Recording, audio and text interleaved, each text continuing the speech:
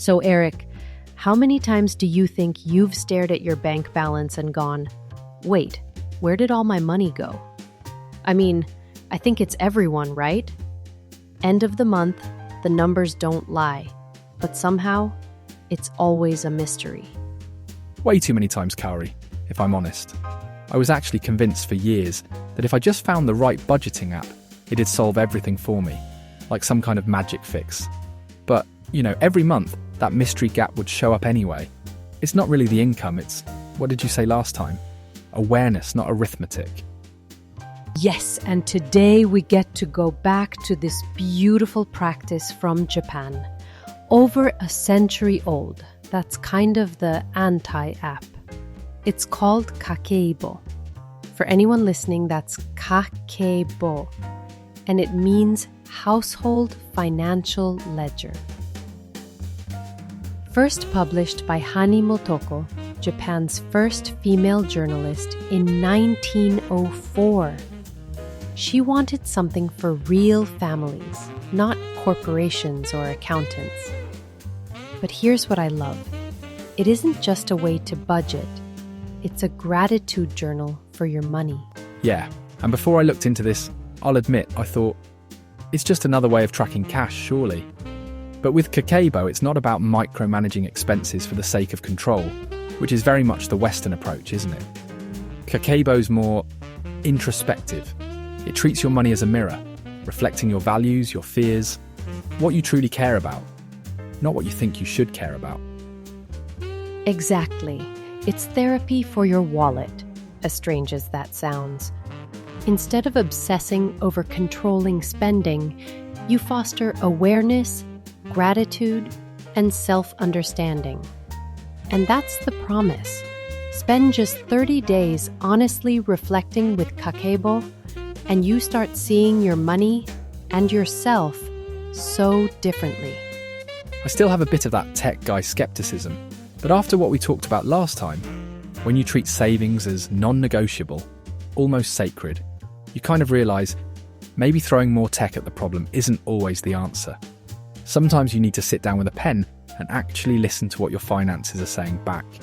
But this is where it flips everything we're taught in the West, right?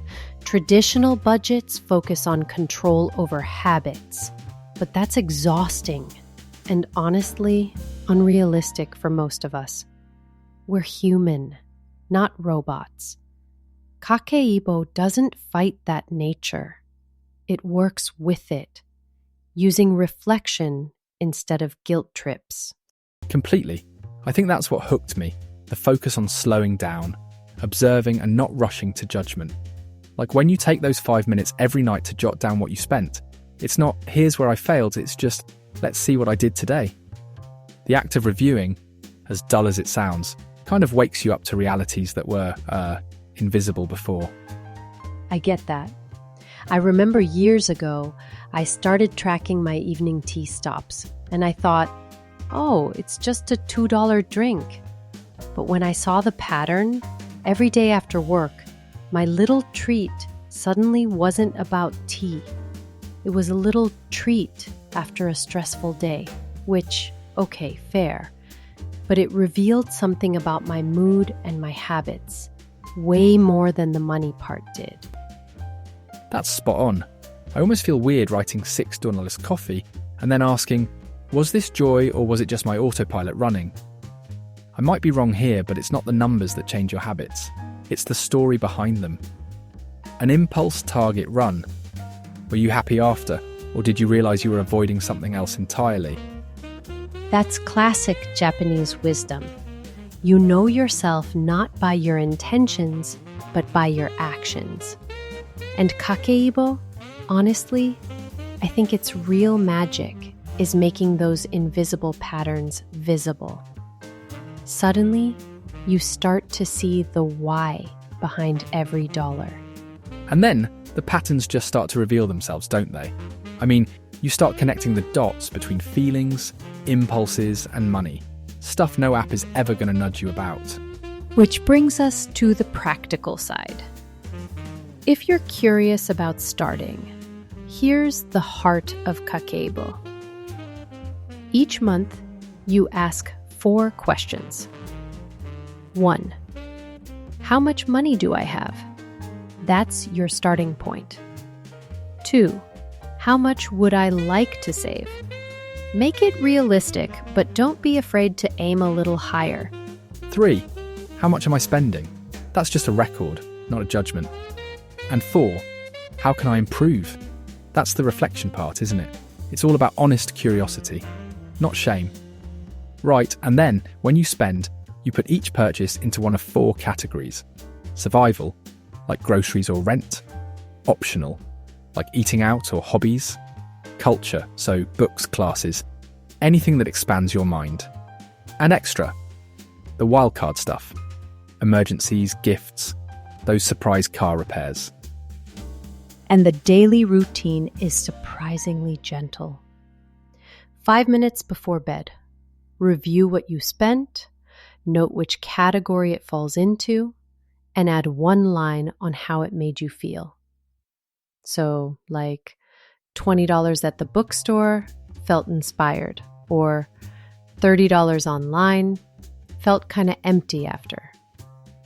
At the end of the month, go back to those 4 questions. What patterns did you find? Any surprises? What would you tweak for next month? You know, hearing all that, someone's probably thinking, that sounds like a lot of writing though. But honestly, Kaori, compared to all the time I've spent punching numbers into apps, this is nothing. And the reflection is just different. A notebook and pen slows you down. There's something about seeing your own handwriting. It's like your mind absorbs it differently. Totally. But for everyone who loves tech, you can use your banking app or something like YNAB or SoFi. Let tech track the numbers. Those apps gather every transaction anyway. Then, just once a week, sit down with your summary and reflect. Where did your money actually go? More importantly, why? The app gives you the data, but only you can find the story. And that's it, isn't it? Kakeibo is human. The data is just the start. It's the reflection that transforms you. I mean, we had Sarah. She realised after a month it wasn't really fitness she valued. It was how she looked, not how she felt. And James, every time he stress shopped, there was always a terrible work call beforehand. Nothing changed till he noticed those feelings, not just the receipts. You can't automate awareness, no matter how many apps you have. Kakeibo isn't going to fix your finances for you. It'll show you what's really happening.